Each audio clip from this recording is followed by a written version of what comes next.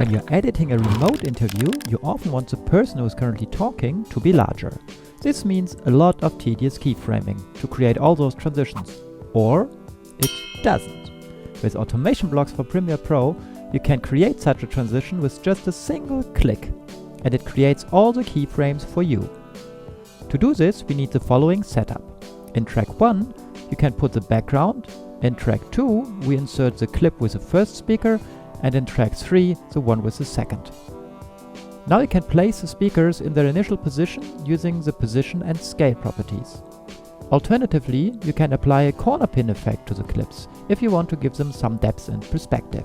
In automation blocks, you now choose the tool Swap Position and Scale V2 V3 for remote interview, which swaps position and scale for video tracks 2 and 3. If you use the corner pin, use the Swap Corner Pin tool instead. If you run the tool, it inserts keyframes to create a transition at the current time, such that a clip which was big before is now small, and vice versa. With the mirror option enabled, each clip stays on its own side. So the older guy stays on the left side in this case, whereas the younger guy stays on the right side. If I disable the mirror, the two clips swap their position, which means they also swap sides. Finally, with this input, you can set the duration of the transition, which is 0.5 seconds by default.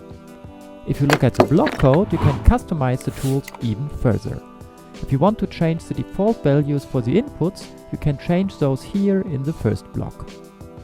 If you have your clips on video tracks other than V2 and V3, you can first expand the details of the code here, and then choose here the track where your first speaker is located, and here the track of the second one. These tools to quickly edit remote interviews are just two of many tools included in automation blocks for Premiere Pro. If you don't have automation blocks installed yet, download the free trial at ascripts.com.